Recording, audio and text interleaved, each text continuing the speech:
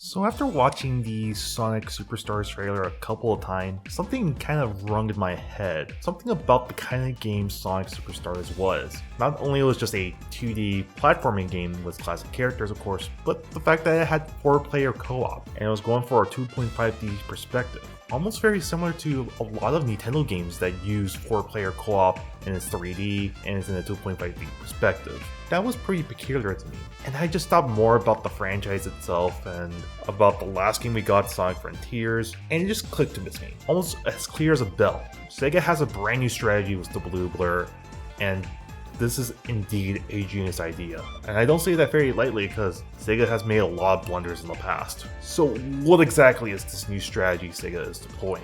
And why is it such a genius idea? Well, let's dive right in. Before we talk about this brand new strategy, we need to talk about the previous strategy. And what exactly was this previous strategy? Well, it was to cultivate both the classic fan base and the modern fan base with two games that would appeal to one another. And what we got from that was Sonic Mania and Sonic Forces. And yeah, it was a decent strategy, but looking back in hindsight, I noticed one major flaw, that it only really appealed within the fan base. And on top of that, you are also going after your way and segmenting the fan base as well, creating a game that appealed only to classic fans while creating a game that only appealed to modern fans. You're essentially creating games that appeal to a niche within a niche. And of course, this strategy had low rewards but very high amount of risk if one of the games ended up not being good. And of course, Sonic Forces ended up not being good.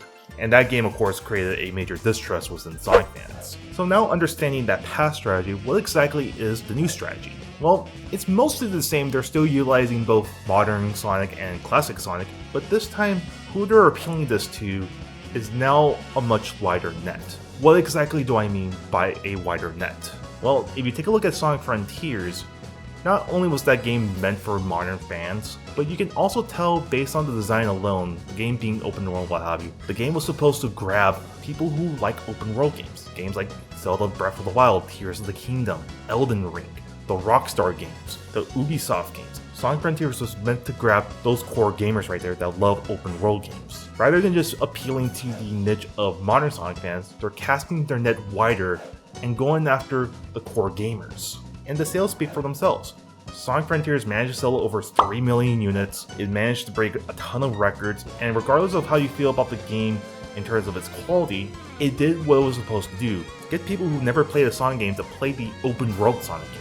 And when we take a look at Sonic Superstars, it's a 2.5D game that's using the same physics from Sonic Mania, but the main key is that it has 4-player co-op. And if you notice, most of the 2D games that are widely successful, it's games like New Super Mario Bros. Wii, New Super Mario Bros. U Deluxe, Kirby's Return to Dreamland Deluxe, and Kirby Star Allies. All these games with local 4-player co-op that you get to play with your friends and family. You probably won't be able to finish the game, but you're still enjoying your time with your family and your friends playing through a 4-player co-op game. And notice how I'm talking about this game. I'm not talking about a game that only appeals to classic Sonic fans. Sonic Superstars is that 4-player casual experience that you play with your friends and family. They're building this wider net. And now when you take a look at Sonic Frontiers, a game that's meant for core gamers, and then you look at Sonic Superstars, a game that's meant for the normie casual people, can you now see what this new strategy is? They're using modern Sonic to create games for the core gamers, open world games with deep stories and what have you, and they have classic Sonic be the casual game that you play with your friends and family, the Blue Ocean strategy. And this is indeed a stroke of genius. Rather than just appealing to certain niches within the Sonic fan base, they're appealing to completely separate people who probably have never played a Sonic game in a while back in the 90s or what have you, and they're appealing with them with games that would interest them. It's essentially a way of taking your cake and eating it too.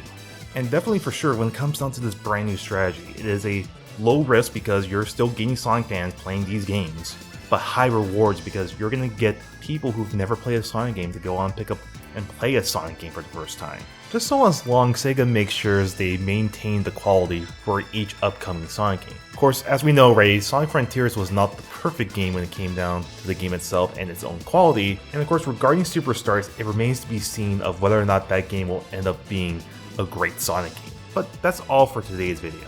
To guys see the bigger picture now? You guys kind of see what they're doing with both Modern Sonic and Classic Sonic, appealing this to a larger net of people? Let me know down in the comments below, plus don't forget to leave this video a like and subscribe as well. And if you want to see more videos, check out these videos here. See you guys on the next one. Take care.